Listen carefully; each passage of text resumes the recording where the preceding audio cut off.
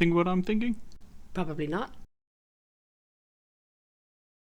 Welcome back, everyone, to another episode of In Two Minds. We're so excited to have you all back, and hopefully we can learn something today. Yeah. Now, what's really interesting is about how we do these episodes is we don't plan anything ahead. We don't script anything. We want it to be as natural as possible as Jackson and I having a conversation. And today's topic is really interesting because Jackson has no idea what I'm going to bring up. Yeah. And, you know, like we've said before, these episodes are based on just things that happen in our lives that we come and have a kōrero or a talk about and share our experiences or our thoughts on that, whatever it is. So, you know how today, when we were starting to do our podcasts, right? And I was sitting there and I got really emotional when it became my turn to introduce myself. Yeah. You remember that? And I was thinking, man, we need to talk about this because it really, my emotions really were overwhelming in that moment. And even as a psychologist and a pretty experienced woman with life, it blew me away, it took me off guard. And I had to really sit there and think, gosh, what's going on for me? I just want to provide a little bit of context. Yeah. So we were filming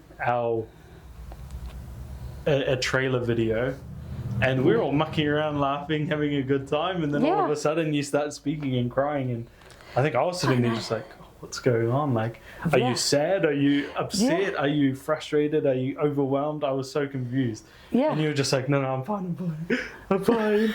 So I was so confused in that moment. I know, and I had it. I got it. Like you wanted to come and hug me, and Jordan was there too, going, "Are you all right?" And I'm like, "No, I got it. I just had this overwhelming feeling of emotion, and I can't even give it a name. Like, I wasn't feeling sad. I was feeling a lot of mixed emotions, like nervous, probably nervous that, oh my gosh, I'm going to stuff this up. You know, that was definitely an emotion in there. But also like, man, this feels like a heavy thing that we're doing this podcast. You know, someone out there is going to watch this, might have one viewer somewhere, you know, and we're going to impact their life. You know, and I think in that moment, I felt the weight of that and that emotion, and it came out through tears. Because I guess that's what my way of expressing emotions. If some people might turn that into a different kind of way of expressing the emotion, but for me in that moment, it was crying. Yeah. You know. I think even, sorry, as you're talking, I'm thinking about my amazing, lovely wife. Yeah. Who, when she's feeling angry, she cries because that's the way she expresses anger. Which most people, when they think of anger, they think of, you know, wanting to punch someone or yelling, but her way of expressing anger is she cries and she goes quite in. And so I think expressing emotions, you talked about feeling an emotion that you didn't even necessarily understand or know what it was, but that was your expression of the emotion. And emotions are expressed in so many different ways for so many different people, and I think that's a really cool part of emotions and understanding them. And as a psychologist, you get to work on people's emotions and help people understand and guide them through emotions. I think a big thing, and this is what I immediately did when I felt that emotion, I was saying to you, I'm good, because I believe all emotions are great. They're teaching you something, or they're telling you something. And so when I'm saying I'm good, I was trying to tune into my thoughts, like what was happening for me in that moment. And I was able to identify, you know, what my thoughts were saying to me and how this was impacting me. And, you know, a lot of people who don't know how to do that, for example, I've worked with a lot of people who, when they feel sad, quite the opposite to your wife, is that when they feel sad, they flip it to anger. Because if I feel angry, then I'm still powerful, I'm still in control. You know, I have some sort of strength. Whereas if I'm sad, I'm vulnerable. Or to, you know, to a lot of people from the dinosaur age that you keep telling me I'm from, you know, is men were seen as weak if they cried. Yeah. You know, and if someone's crying, oh, do you need some concrete pills to harden up? You know, and that kind of thing. And so I think as it's filtered through the generations, I don't know, what's it like for your generation when it comes to emotions? Are you allowed to feel them and express them? Or are you still in the toughen up, get on with it, suck it up, you know, kind of? Yeah, no, very interesting thought. It's, in my opinion, it's environmental. It's dependent on the type of environment that what you're being taught to do with emotions. I'm of the mind, though, that I think it's gone a full 180, flipped on its head, where now it's becoming, people are very over emotional about things, if that's a word. I don't know if I'm just making this up, but I've noticed instead of it being a balance, you'd hope that we're evolving and becoming better, but I think it's gone from toughen up, have a concrete pill, to now, oh, if I'm feeling the tiniest little bit of any emotion, I've got anxiety, I'm depressed, I'm feeling sad, I'm depressed, I need to see someone. So I think we haven't hit a balance. I think it's flipped on its head, and we have people from my own generation that I've seen, and it's not everyone. I think people do have a balance, and it's really awesome to see. But I do see a lot of people in my generation where it is that a lot of them self-diagnosing, oh man, I have anxiety because I feel nervous about something. Whereas in my opinion, I'm like, man, feeling nervous is such a completely normal emotion. Feeling anxious is a normal emotion. That doesn't mean you have anxiety. If you feel sad about something, that doesn't mean you have depression. And so it's maybe better in the sense that men are learning to express emotions more, but sometimes it's too much. No, I hear what you're saying, you know, is that, you know, sometimes when people don't do things and they say, I can't do that because it's the anxiety, you know, and they start limiting themselves and actually buying into it and going, okay, so I can't actually do this because of the anxiety, not, okay, I'm going to work through this because I feel anxious or have anxiety or whatever, you know. But I you know, your sister is a fine example of parenting. You talked about environment. Parenting to actually help our children, our next generation, to understand emotions. And what she's been doing, like her son's two now, right? And he's really good at expressing his emotions. Like whenever he gets in my car or whenever he comes and runs up to me and goes, Neva, because he calls me Neva, I feel happy, and it makes me so happy that he's happy to be with me, and he knows how to say that. But then sometimes when he doesn't get what he wants or something, he'll go, I feel sad. You know? And it's and it's really important for her as mum to be able to get him to share his emotions, so she as a parent knows what he's feeling. You know, and I'm, as a psychologist too, but as a grandmother, I'm really enjoying seeing this, because I think it's really healthy for him to be able to express his emotions in a way that he's comfortable. And that's what she wants, him to be comfortable with whatever emotion he's feeling, because I'm a firm believer of every emotion has a purpose. You know, anger, I was a pretty angry kid, you know, and pretty feisty. Shush.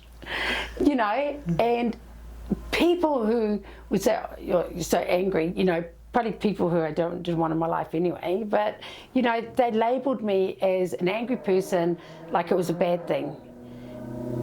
But actually, I wasn't even that angry, just let me clear that up. But when I felt anger, it's because something was not right, something was unfair. I wasn't feeling heard, I wasn't being validated. All those sorts of things were why I felt angry. And when I was able to tap into that, then I was able to make a decision, okay, what do I want to do with this anger? Can I turn this anger into a positive thing? And to be honest, feeling angry at a psychologist that one of my family members went to, right, actually fueled me to be a psychologist, because I thought I will never be a psychologist like that. And I'm proud to say I'm not, but you know, but it was really, you know, you can take this anger or you can take these emotions and actually use them as motivating factors, or, you know, actually power. They can be empowering to you if you harness them. Yeah. Yeah. I think I was blessed in the sense of understanding and comprehending emotions, because, as I mentioned before, with my generation, and I think it stems from the schooling system as well as home environments. But in school, it was very much the express emotions, feel emotions, emotions are good.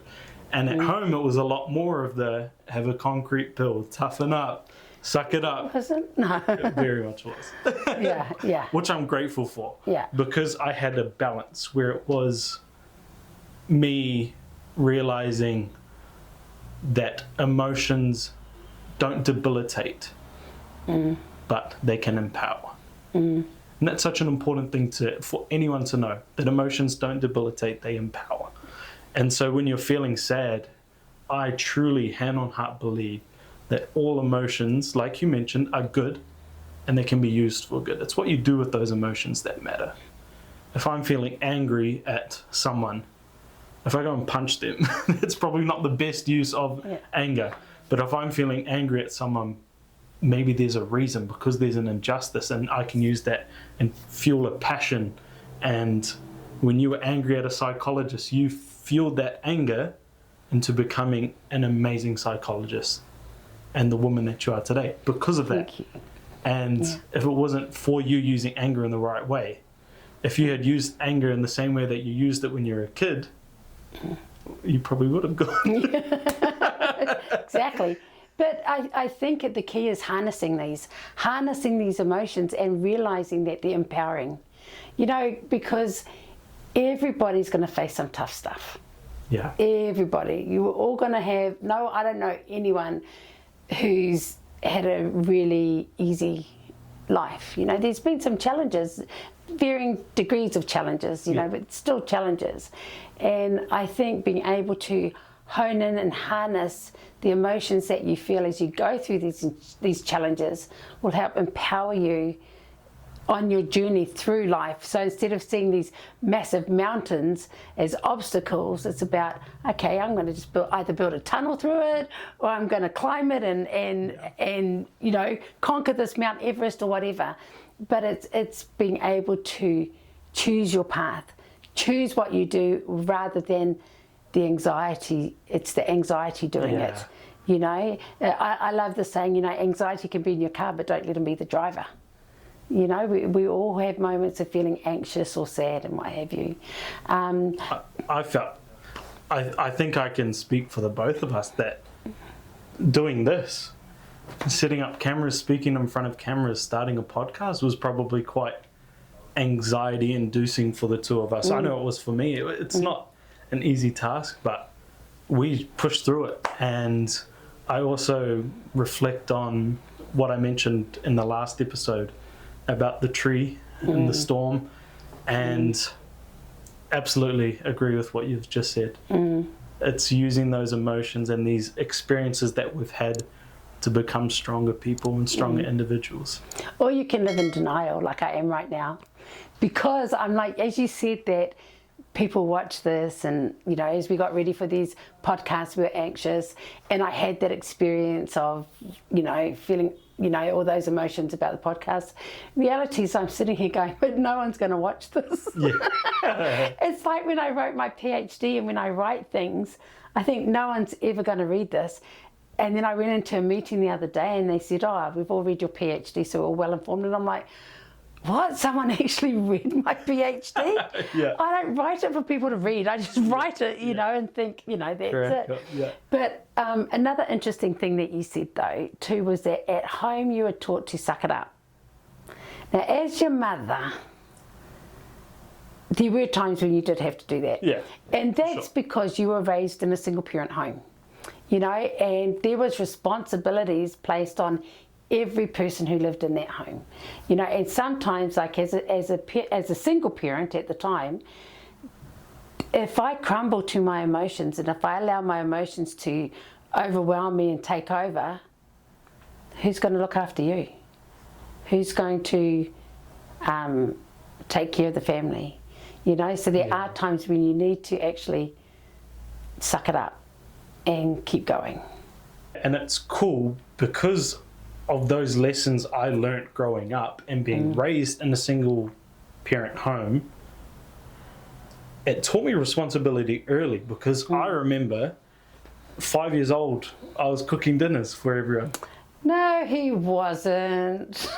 5? Yes. No, what was your dinner? Rice bubbles? Probably something you chuck in the oven, you know. But oh yeah. But chicken chippies. Yeah. In reality, from a very young age, we were cooking, we were cleaning, and it's blessed me now as a father. Yeah. Because I didn't have a father figure in the home, but I learnt responsibilities of being a man in a home and being the patriarch of the home. And now with my own family, I'm reaping the benefits of it. I love cooking dinners now. And I look at so many people similar age to me who've like never cooked a dish in their life before, and it's a struggle for them, but I love it because I love looking after my wife. And when she has a tough day, when she's had a long night with baby, one of my favorite things to do is cook her something. But I wouldn't be able to do that had I not been raised in the environment where responsibility was placed on my shoulders. And sometimes responsibility, and often responsibility, but a lot of times the world doesn't care about your emotions. The world will keep moving forward. If you're feeling angry, sad, depressed, anxious, the world's going to keep moving forward. And so it's important to realize, if I'm going to wallow in this emotion and let it weigh me down, the only person it's impacting is you. And as a kid, I could have been like, oh, I don't have a dad in the home. And you'd hear people, for example, I'd talk to someone and I'd be like, they'll be like, oh, Father's Day was so fun, I got to spend time with my dad. And they'd look at me and be like, oh, you know, sorry, I didn't mean to. And I'm like, no, it's fine. I'm grateful for the life that I have. As much as it's amazing, and I really hope every home has both father and mother because that's so important. But I'm grateful for the experience that I had growing up and having those responsibilities, feeling like at times I had no self-worth. But the world moves on, and I had to learn very quickly to suck it up, to realize that I still have responsibilities that need to be fulfilled. And I have to do them. And I think for me as your mother, you know, and as a mother of you and your siblings, and you were young, you guys were all young, and it was a conscious decision to become a single parent home. And a big thing for me was that I felt it was important that you all be self-reliant. And that meant in many ways, that's why you were taught to cook and clean. It wasn't so I'd have an easy job at all, but I was studying full-time as well. But it was the fact that if I could make you self-reliant, I knew that if something happened to me, you'd be okay. And that included emotionally being self-reliant, that you could actually pick yourself up and dust yourself off and keep going. Like I know I was there, and I know we were a village, and we were surrounded by incredible people, incredible men. You know, I don't know if you remember, there was a father and son activity, and your brother-in-law and his brother became yours and your brother's dads, so to speak. Weekend, and that was awesome. Like, that bonded our family, made our family bigger, but even tighter. Like, I am so grateful for our village and everybody who's contributed and been there when we've been at rock bottom, been there when we've been below the poverty line, been there when we've been emotionally exhausted, you know, and been there to support us. And so I'm grateful for all the people who are in our village. And I hope that if there's other people going through the challenges that we went through, and we went through a lot, that I hope they have a village around them as well. And if not, that they can find a way to start building a village. We were lucky because we had a church village, but we also had a rugby village. Yeah. You know, all the guys, the coaches from rugby were awesome. Basketball village, you know, plus my kainga, my extended family was a massive village. So we were lucky to be able to tap into a lot of resources and people that enhanced our village. We had a pretty awesome village. I do want to explore this because I agree. I'm so grateful for the amazing people, especially examples of a father for myself. But for someone who, like, for example, I recently met someone who moved from overseas to New Zealand and they don't have anyone.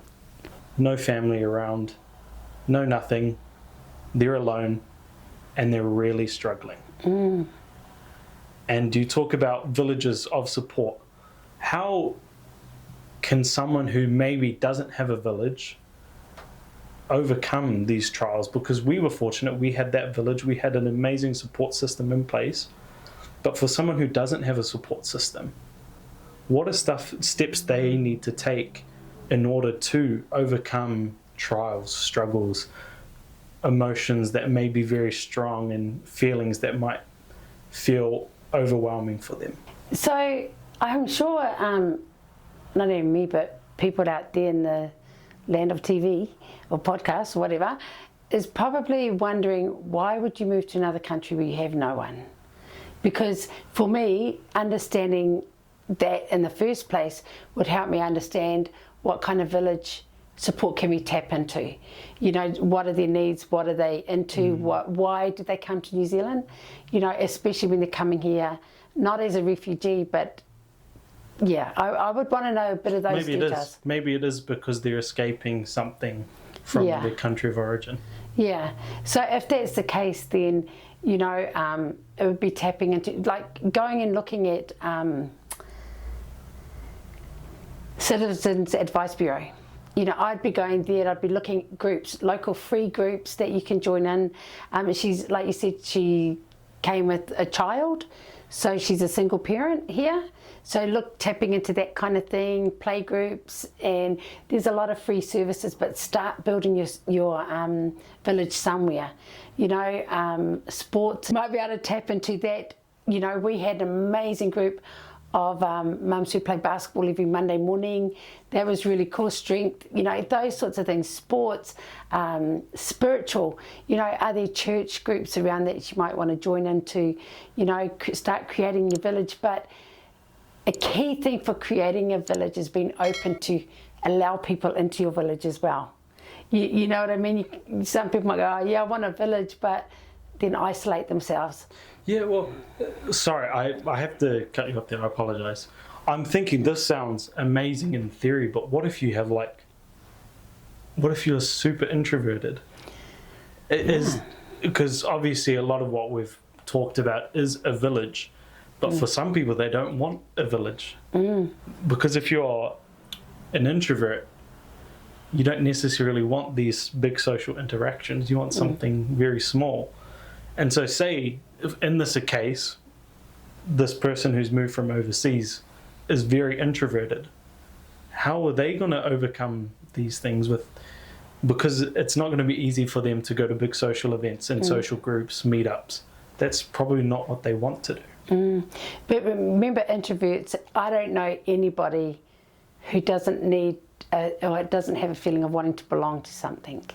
And so even if with an introvert, it starts small.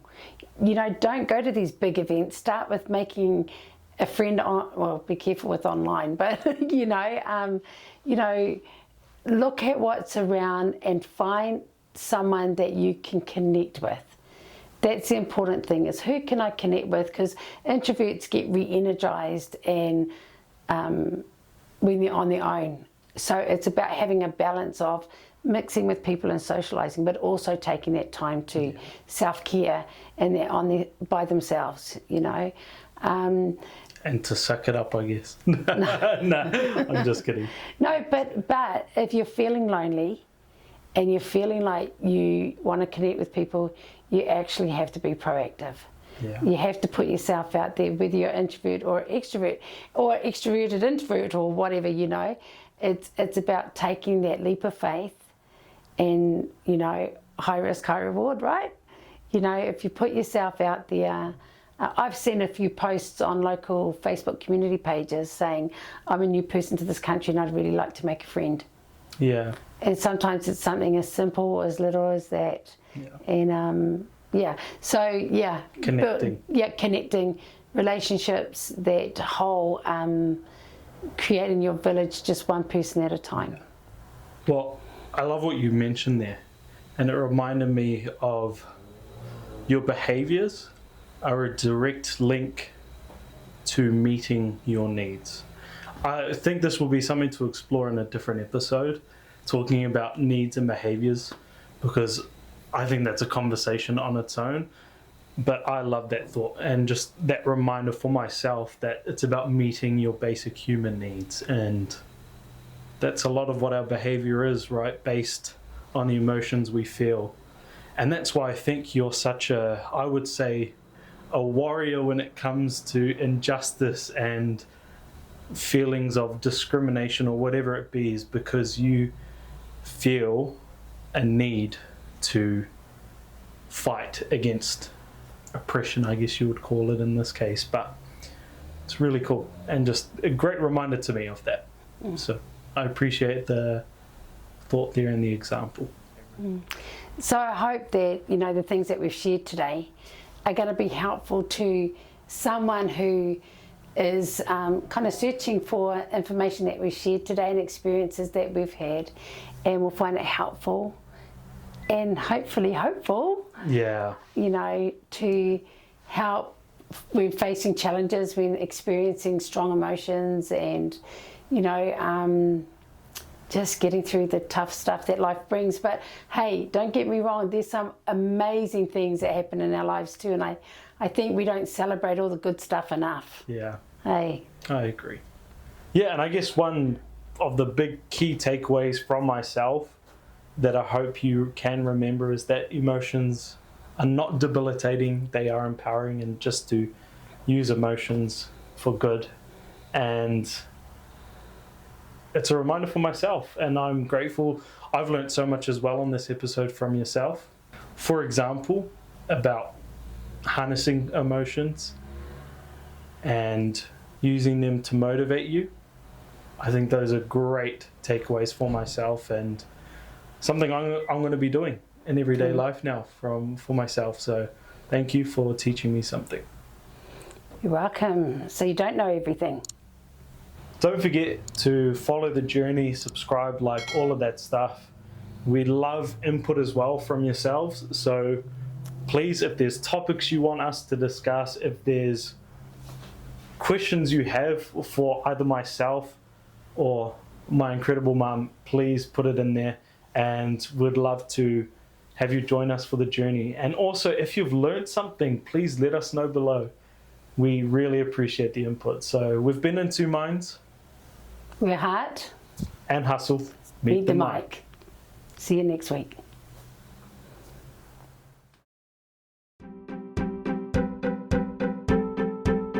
You think what I'm thinking? Probably not.